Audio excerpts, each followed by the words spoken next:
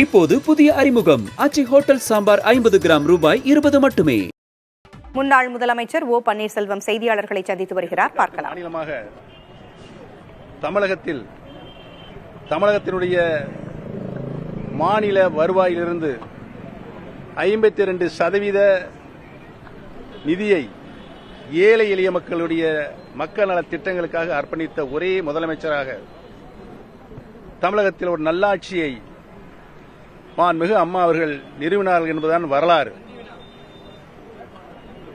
இன்றைக்கு மாண்புமிகு அம்மாவுடைய பிறந்த நன்னாளில் அனைத்திந்திய அண்ணா முன்னேற்ற கழகத்தில் புரட்சி தலைவர் அவருடைய மீது பாசமும் மாண்புமிகு அம்மாவுடைய அன்பை பெறுவதில் ஆர்வம் கொண்ட விசுவாசமிக்க தூய தொண்டர்கள் அனைவரும் மீண்டும் அம்மாவுடைய ஆட்சியை தமிழகத்தில் நிலைநிறுத்த வேண்டும் என்றுதான் அவருடைய எண்ணமாக ஒவ்வொரு வினாடியும் ஒலித்துக் கொண்டிருக்கிறது என்பதனை அனைத்து தொலைக்காட்சி மற்றும் பத்திரிகை நண்பர்கள் மட்டுமல்லாமல் தமிழக மக்கள் அனைவரும் இன்றைக்கு ஒவ்வொரு தினமும் இறைவனை தான் பிரார்த்தித்துக் கொண்டிருக்கிறார் என்பதனை இந்த நல்ல நேரத்திலே தெரிவித்துக் கொண்டு இந்த உலகம் உள்ளவரை புரட்சி தலைவி மாண்புமிகு அம்மா அவர்கள் அனைத்திந்திய அண்ணா முன்னேற்றங்கள் இந்த வரலாற்று இயக்கத்திற்கு செய்த தியாகங்களையும் ஆட்சியில் இருக்கின்ற பொழுது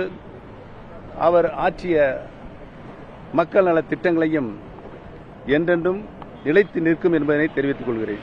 அம்மா இருக்கிற வரையில் ஒரு வசந்த காலமா கழகம் இருந்தது. இப்போ இது இலையுதிர் காலமா? மாண்புமிகு அம்மா அவர்கள் இருந்தவரை கழகம் எந்த நிலையில் உச்சாணி கொம்பில் மாண்புமிகு அம்மா அவர்கள் நிலைநிறுத்தினார் என்பதெல்லாம் உங்களுக்கு தெரியும். அதற்கு பின்னால் நடைபெற்ற அரசியல் சூது, சூழ்ச்சி, வஞ்சனை, நம்பிக்கை துரோகம் இவைகளெல்லாம் யாரால் அரசியல் அரங்கேற்றப்பட்டது என்பதையும் அதற்கு பின்னாலே 11 தேர்தல்களிலும் அது உள்ளாட்சி ஊரக உள்ளாட்சி தேர்தல் இருந்தாலும் சரி, சட்டமன்ற தேர்தலாக இருந்தாலும் சரி, நாடாளுமன்ற தேர்தலாக இருந்தாலும் சரி, அத்துணை தேர்தலும் கழகம் தோல்வியைத்தான் சந்தித்தது என்பதையும் இவை எல்லாவற்றிற்கும் காரணம் ஒற்றை தலைமைதான் வேண்டும் என்று அடம்பிடித்து அதை ஏற்றுக்கொண்டவர்கள்தான் பதில் சொல்ல வேண்டும்.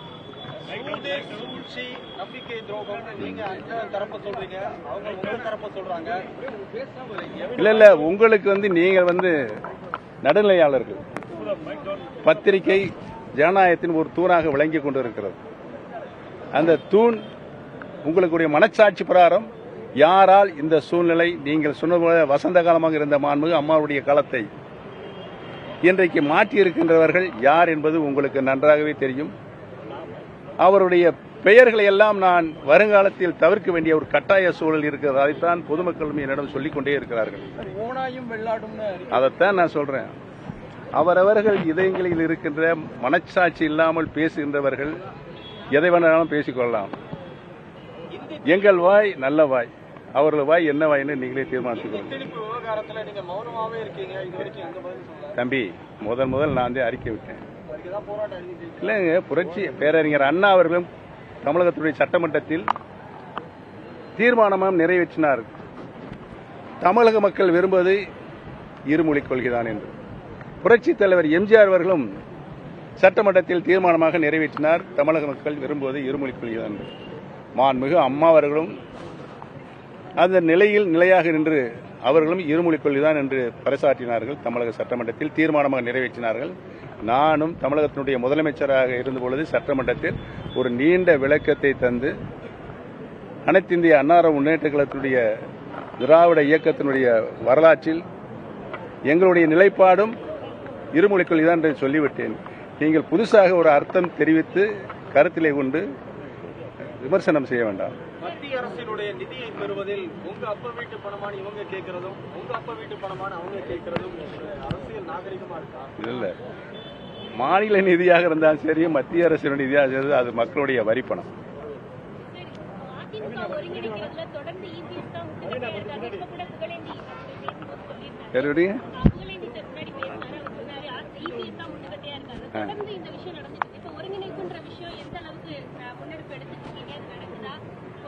இல்லைங்க, ஒரு கண்ணுக்கு தெரியாத ஒரு மாயை